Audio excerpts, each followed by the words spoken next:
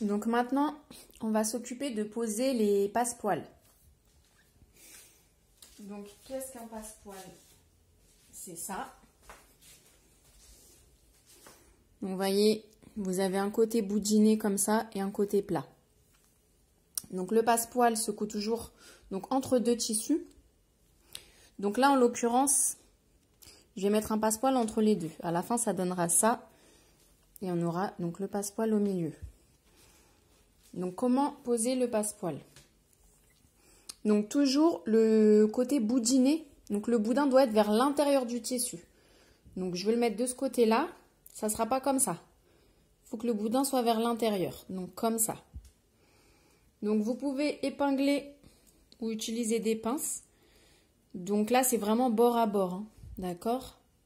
Le bord du passepoil contre le bord du tissu.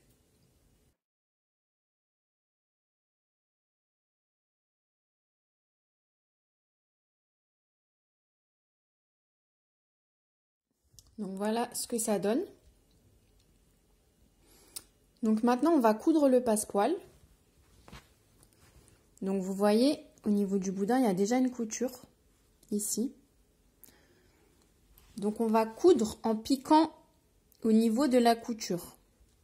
Donc l'idéal c'est de coudre exactement au même endroit, surtout pas vers la droite du côté plat. Sinon la couture sera visible sur votre ouvrage à la fin. Donc vraiment repasser sur la couture, voire très légèrement à gauche de la couture comme ça. Mais vraiment très légèrement.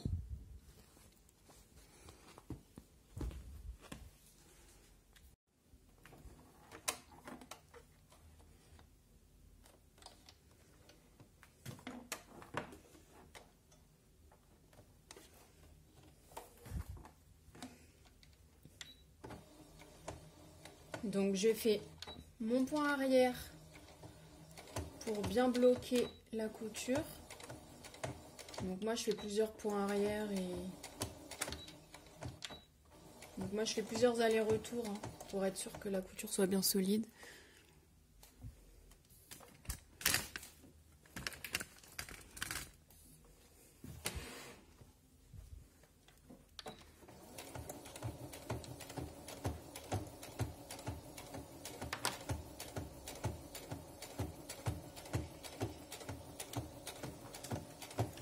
Donc vous pouvez utiliser un pied spécial pour passepoil. Mais personnellement, je préfère utiliser le pied normal. Je trouve que le résultat est plus net.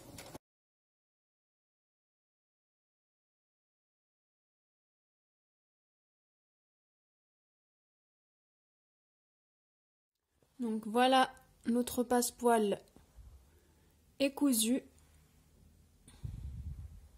Donc maintenant, on va ajouter le deuxième morceau de tissu à côté.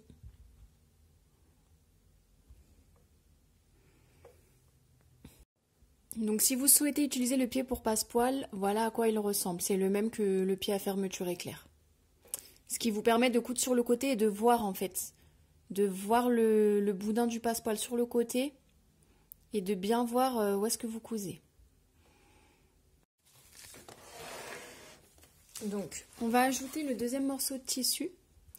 Donc, on va le poser comme ceci. Donc, endroit contre endroit.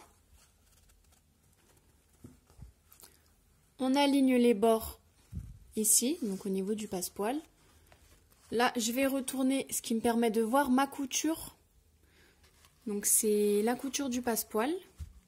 Donc, j'ajuste pour que ce soit bien bord à bord. Là aussi, hein, il faut que ce soit bord à bord de ce côté-là aussi.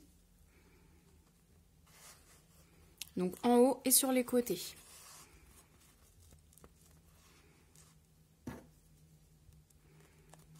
Donc au niveau du passepoil et sur les côtés, il faut que ce soit aligné. Vous voyez là, c'est aligné. Là, c'est aligné. Et de ce côté-ci.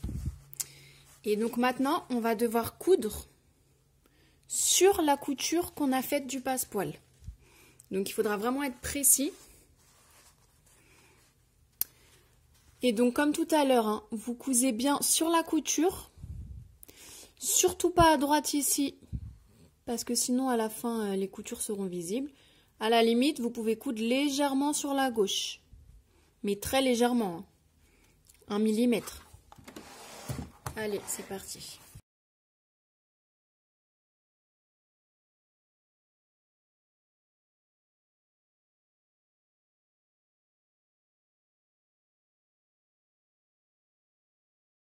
Voilà ce que ça donne. Donc vous voyez, on voit les deux coutures. J'ai cousu très légèrement sur la gauche. Là ici, j'ai vraiment cousu vraiment sur la couture, donc ça ne se voit pas. Là, légèrement sur la gauche. Là, j'ai un peu débordé, vous voyez. Voilà. Ce que ça donne des deux côtés. Et quand j'ouvre, tadam! Voilà ce que ça donne. Donc notre passepoil est cousu.